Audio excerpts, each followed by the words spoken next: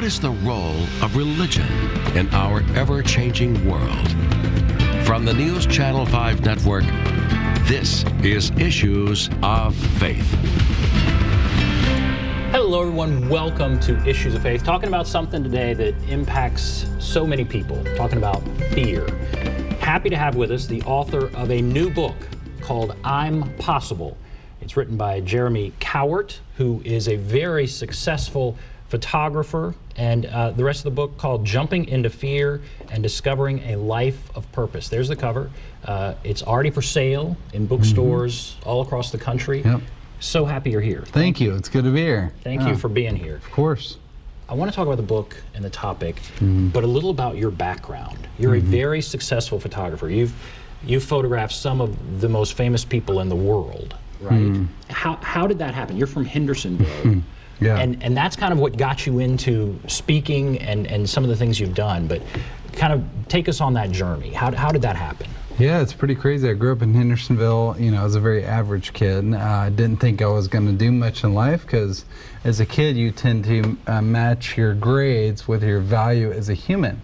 So I wasn't a failure, but I wasn't a straight A student either. So I just thought, oh, I guess I'm just an average kid, and I'm not going to do much with my life. And so, but my parents would always encourage me with the Bible verse, Philippians 4:13. You know, you can do anything through Christ who strengthens you, and they would say that a lot growing up. And you know, just their love and support and the community around me did, you know, help me start to believe that maybe I wasn't so dumb or average or whatever. And so, yeah, I studied at Middle Tennessee State University, graphic design, and did design for a few years. Actually got fired from my first job. I was told I wasn't creative enough and wasn't fit for that.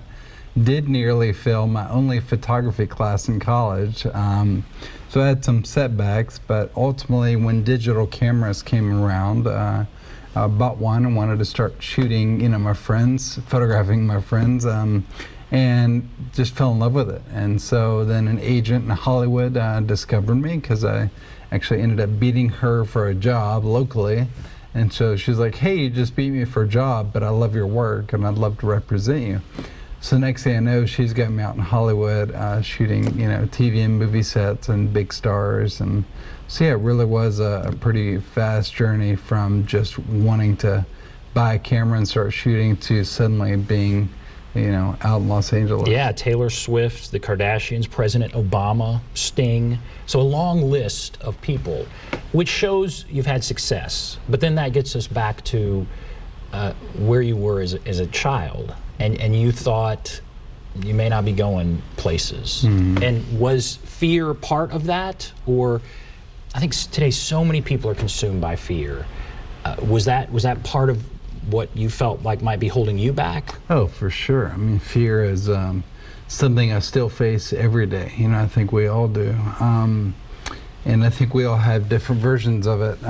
You know, for some it's I'm too old, for some it's I'm too young, for some it's I'm too broke, I don't have the money, or it's too late, or I don't have a platform, nobody cares what I'm doing. You know, we all have these different internal voices that we succumb to and just ultimately give up and don't pursue our dreams. In fact, I remember recently hearing an interview a nurse did with people at the end of their lives, you know, whether they're fading from cancer or whatever, and she would ask them what their biggest regrets were. And the number one most common regret was, I didn't chase the thing. I didn't ever become myself. I didn't chase that dream. And so they, you know, they give into fear. So it's a very common thing. And you say later in the book, you say no one ever achieved anything truly spectacular by giving into fear, by giving into fear and practicalities. Yeah. And so we are this culture that is paralyzed in many cases by fear. How did the Bible help, and how does Christianity realistically help? Yeah, I mean, again, I'm as church kid as it can get. Did all the camps, all the stuff. Went to First Baptist Hendersonville growing up. Now I go to Church of the City in Franklin, and faith has always been such a huge part of my life. One of the ways I describe my relationship with God in the book is, you know, I'm an idea guy. but oftentimes I don't feel like I can take credit for my ideas. And so we'll get to this later, I'm sure, but when I had the idea for the Purpose Hotel, it's a hotel I'm in the process of building, I didn't wake up that day thinking, I need a new career. I need a new brainstorming session. I need to come up with something different. Like, I was perfectly content with photography. But I was out in Los Angeles walking through a hotel, and in that moment, I was walking through the room and I just envisioned in real time an entirely different hotel where everything gave back to people in need. But again, it felt like somebody else dumping that information into me, because I wasn't trying to brainstorm or come up with ideas. So when those moments happen, especially when it's an idea that is giving back or helping others in need, to me, you know, that is a very divine moment that I don't feel like I can take credit for. You know, so I'm like, that's just God moving through my mind, and I do think He does that for all of us. You know, I think ideas are a really special, even holy moment, you know. But again, so many people say, oh, no, I can't do that. I'm too old, or I'm too young, or I don't have the money. But I look at those moments as so special that He's given us to be a steward of those ideas, and that's ultimately what I'm trying to do throughout this book. And even in failure, you know, I'm still learning. You talk about God's nudges, and do you feel like there was a time in your life where you ignored those, and do you feel like many people ignore God's nudges, write them off as something else, and then how do we begin to not ignore them? Yeah, I mean, yeah, I've certainly, the idea I just spoke about, the hotel, I ignored that one for 3 years. I knew it was a good one, but for 3 years I said, whoa, that's way too big. I'm a freelance artist. I can't go build a, you know, multi-$100 million corporation. I just can't do that. And so I thought it was way too big.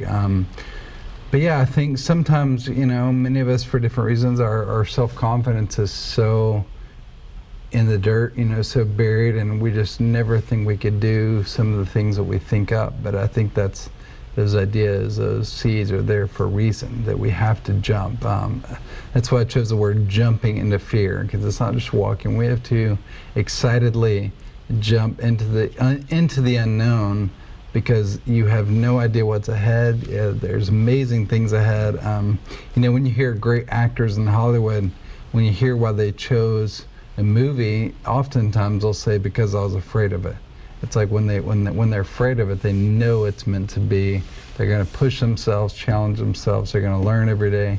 And truly, that's what I've been doing for 7 years now, because when I had that idea, I had zero experience in the hotel industry, you know, but I'm like, I've been given this idea, I have to figure it out. And so with my business partner and our team, like, we have spent the last 7 years, you know, on that journey. And so I'm so grateful for all that time, just learning like crazy. At the beginning of the book, you have several quotes about children, saying, every child is born an artist. The problem is how to remain an artist once he grows up. And that's, you're quoting someone else, but it's a famous quote. Picasso, yeah. Picasso. Parents will do anything for their kids except let them be themselves. So it makes you think, okay, as kids, maybe we start out with this innocence and that kind of thing, but the world heaps this fear on us, and we lose that.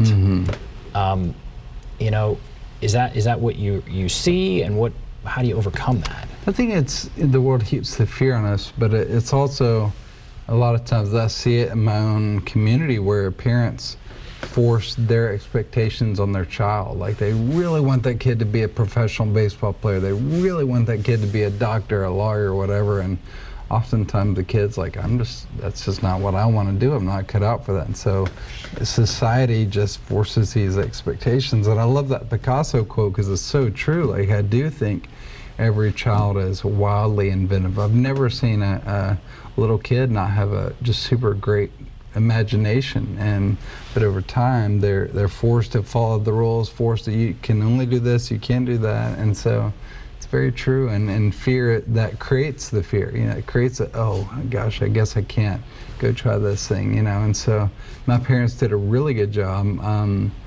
As soon as I expressed interest in art, the next thing I know, I had an art table and all the art supplies in my bedroom.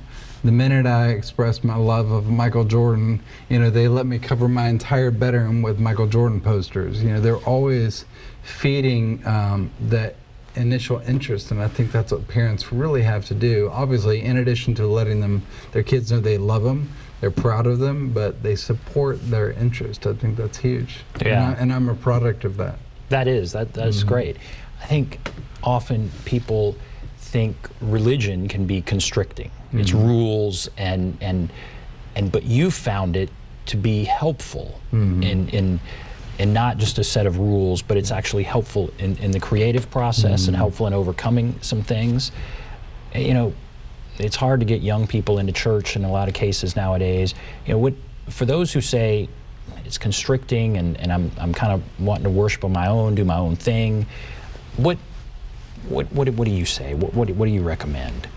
Well, on one hand, I can't blame them, and there's been a lot of bad things happening in the church, and even Christian leaders. It always feels like we're known for what we're against instead of what we're for, and I'm kind of fed up with that. Like, I want to be working with people of all belief systems.